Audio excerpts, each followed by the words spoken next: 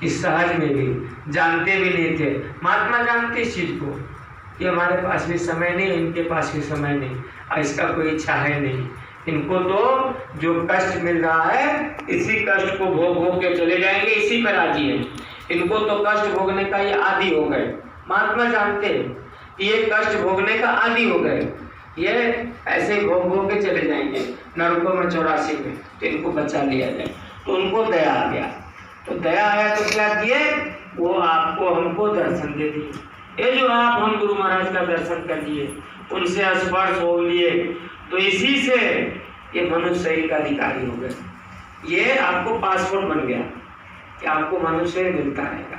गुरु महाराज से जो प्रेम स्पर्श हो गए वो लोग समझ लें कि उनको मनुष्य मिलता रहेगा।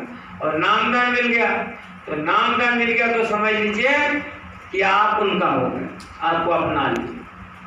और महात्मा पकड़ना तो जानते, छोड़ना नहीं जानते, वो छोड़ते नहीं। संत, मगर और चीता, ये जो पकड़ लेता तो छोड़ते नहीं। चीता को देखिए, जब वो पकड़ता तो टूट जाएगा, तो छोड़ता नहीं है। मगर भी जो पानी में होते हैं, वो जब पकड़ लेता तो वो छोड़ता नहीं, वो छोड़ना जानते ही नहीं। ऐसे ही संत सदगुरु के चपेट में सामने आगे, इसमें कई बातें हैं। एक तो समझ लीजिए,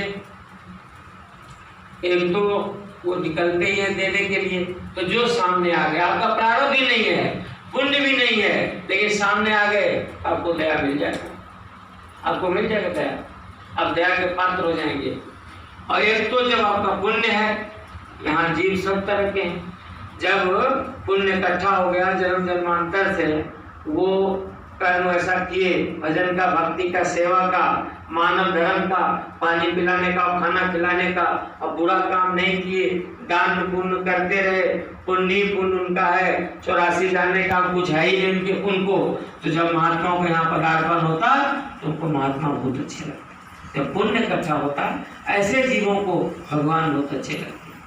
तो भगवान स्वयं तो आते नहीं, भगवान के पास से, ईश्वर के पास से, ब्रह्म के पास से, और पार ब्रह्म के पास से, वहाँ से एक सुरतें, एक आत्मा वहाँ से उतर के यहाँ आती है, और वो आते हैं और यहाँ जीवों से प्रेम करते हैं। और इस वक्त तो कलयुग है, इस कलयुग में तो गुरु महाराज स्वयं, यानी कि संतों का पदार्पण, जो हम सबका सृजनहार, यानी सबका सृजनहार, ईश्वर को भी पैदा करने वाला, सबका मालिक, वो स्वयं यहाँ आए और यहाँ आके अपने लोगों को दर्शन दिए और रास्ता बता दिए, दया कर दी। इसी को दया करते हैं, ये दया है।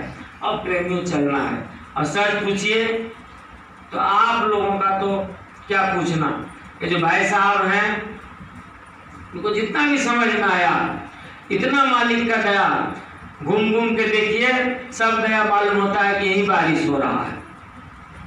अगर इस चीज को आप पकड़ लेंगे और करते रहे तो समझ में आने लग जाएगा। अभी ये कुछ नहीं है, लेकिन सब कुछ समझ में आ जाएगा। तो जो गुरु महाराज रास्ता दे दिए, रास्ता खोल दिए, नामदान आपको मिल गया, तो उसको संभालना है। गुरु के नाम संभाले चल, वो जो नाम है उसको संभाल के चलना है। वो दौलत है, वो दौलत है। और आपके पीछे वो लग गए, वो आपके पीछे लग गए। जब महात्मा रास्ता देते, नामदान देते, तो बगल में बैठ जाते और बैठ के याद दिलाते रहते। अब उसको थोड़ा सा मुड़ना, अपने लोगों को मुड़ जाएंगे, समझ जाएंगे तो काम बन जाएगा। जुक्ति में मुक्ति, थोड़ा अगर जुक्ति को अपना लेंगे तो मुक्ति। देखो प्रेम, यहाँ कुछ है नहीं, वास्तव में कुछ नहीं है, कुछ भी नहीं। देखो आप पढ़े लिखे हैं, आप अनपढ़ हैं, आप खेती करते हैं, आप दुकान करते हैं, आप भजन करते हैं या आप नहीं करते हैं, आप अच्छे हैं या आप खराब काम करते हैं। ये जो आपका शरीर है, मनुष्य शरीर, ये मुंह से नाक से श्वास जो आप ले रहे हैं, यही आप हैं, यही आप हैं, यही आपका दौलत है, यही सब कुछ है। ये जैसे निकलेगा तो ये नहीं देखेंगे कि आप शहर में हैं, गांव में हैं, सुबह है, शाम है, रात है, जहाँ भी हैं, वहीं आपको, हमको, सबको शरीर से निकाल देंगे।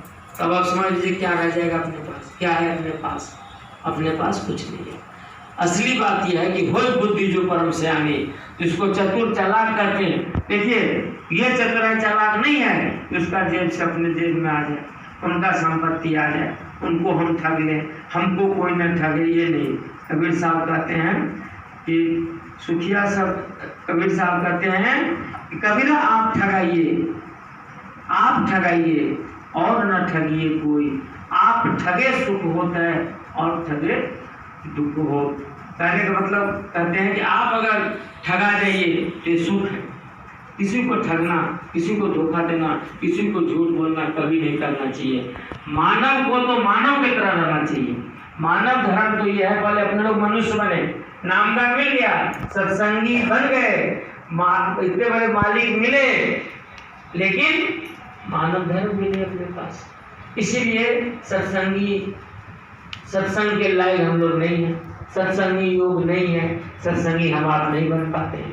मानव, और यही अगर शुरू से पहले मानव होते और मानव फिर जो है वो खोजी होते और देवता का काम करते और तब ये रास्ता मिला होता तो उसको बहुत ज़्यादा लाभ हो जाता। तो अपने लोगों को मानव धर्म अपनाना है। मनुष्य का कार्य क्या है? मानव धर्म क्या है? मानव धर्म है कि आपके अंदर रहम हो, आपके अंदर दया हो, दया हो,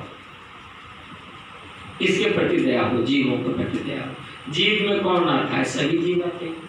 ये नहीं अपना परिचय का, अपने सत्संगी का, अपने मतलब घर के लोगों का, रिश्तेदारों का, वो तो है ही। ये तो आप करेंगे ही जिसको आप नहीं जानते, उनके प्रति भी। जितने भी जीव जंतु हैं सबके प्रति, सबके प्रति, सबको, सबके ऊपर आप दया करेंगे, आप रहम करेंगे। आपको तो मालिक अपना लिया, आप स्वयं मालिक है, ये समझ लीजिए। आपका सब, आपका सब, आप गार्जियन सबका।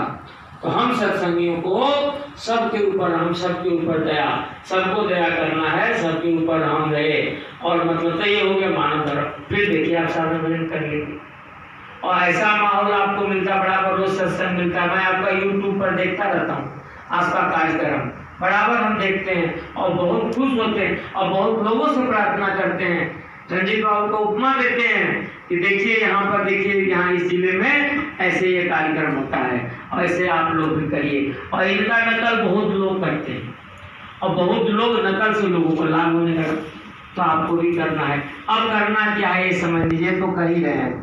देखिए ये जब मानव धर्म अपना लिए, अपनाना है, अगर कमी है इसको मजबूत करना है। तो देव धर्म, देवताओं का काम क्या है? देवताओं के बारे में जानना। तो हम मानव हैं, यही मानव देव लोग के बारे में जान जाएंगे, ये अपने लोग ही जान जाएंगे।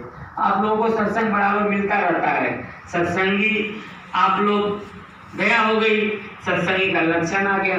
सत्संग आप लोग सब समझते हैं। अब आगे बढ़ने का सोच समझ होना चाहिए। जैसे अपने लोग इस शरीर में रह रहे हैं और अपने गांव से चल के यहाँ आए, ऐसे समझिए जैसे अपने गांव से चल के यहाँ आश्रम पर आए, ऐसे ही इस मनुष्य शरीर में रह के आप चलेंगे।